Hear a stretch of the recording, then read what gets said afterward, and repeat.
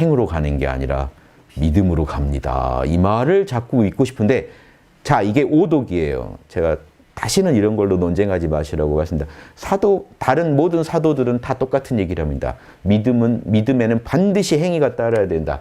행위 없는 믿음은 가짜다. 왜? 행위 없는 믿음이라는 건 성령과 못 만난 믿음이기 때문에 그건 무조건 가짜예요. 그거 혼자 믿고 계신 거지 하느님하고 아무 상관이 없는 거예요. 혼자 믿음이라는 그런 뽕 맞은 상태를 계속 유지하고 계신 거지 본인이 감정뽕 맞으신 거지 하느님하고는 아무 상관이 없는 상태예요. 그 믿음은. 왜? 성스러운 행위로 나오지 않는 믿음에는 성령이 임하지 않았다는 게 입증되기 때문에. 근데 사람들은 그 말도 듣기 싫고 아무튼 내가 믿습니다 하면은 천국 가야 되는 거 아닙니까? 아닙니다. 그건 본인 생각이세요. 그러면 들고 나오는 게 사도 바울의 글을 들고 나와요. 사도 바울이 아브라함도 행위로 구원받지 않고 믿음으로 구원받았다. 누구도 행위로 구원받지 않고 믿음으로 구원받았다고 하지 않았나요? 사도 바울이 제일 빡센 양반 중에 하나예요. 믿으면 무조건 여러분 이렇게 돼야 돼요. 뭘 오해하신지 아세요? 사도 바울이 비판한 게 율법입니다. 율법은 행위죠.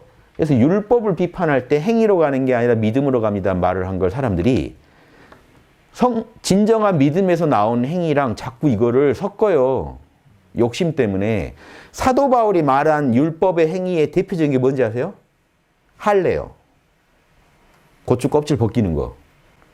지금 그거랑 지금 여러분의 그런 이 행위를 비교하는 게 아니에요. 사도 바울은요, 이방인들한테 전도를 하고 싶은 사람이고, 예수님이 이번에 오셨을 때 유대인만 구원하는 게 아니라, 베드로 같은 제자들은요, 유대인 구원을 먼저 생각해요. 근데 유대인이라는 게 증거가 뭔지 아세요? 할례란 율법을 받았으면 유대인입니다. 그리스인들은 안 받았어요. 그리스인들은 구원이 더딜 것이다. 아무튼, 아니라고 못해도 뭔가 유대인 먼저예요. 아니면 배제하고 싶거나.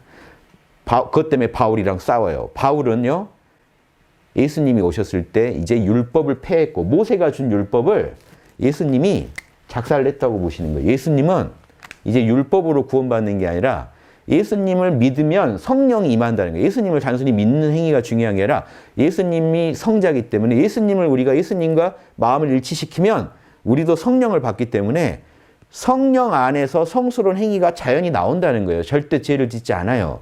그런데 지금 이런 좋은 세상에 와서 할례 같은 율법을 들고 와서 율법을 해야 구원받는다라고 얘기하면 바울이 뭐라고 했어요? 율법 끝났어. 율법은 죄가 뭔지만 가르쳐줬지 율법이 구원해 준 적이 어디 있어? 예수님이 우리를 구원해 줬지. 성령과 다시 만나게 해준 분은 예수님이지. 그래서 우리가 믿음 속에서 예수님을 통해 성령과 만나면 예수님과도 진정으로 만나게 되고 죄를 안 짓게 돼. 예수님처럼 살게 돼. 온전한 자녀가 돼. 빛의 자녀가 돼.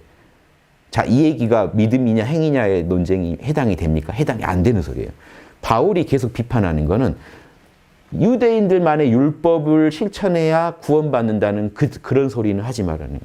그러니까 아브라함이 언제 그 할례 받아서 구원받았냐? 아브라함이 하느님 믿어서 구원받았지. 그래서 율법을 통하지 않고 구원받은 사례를 든 것뿐이에요.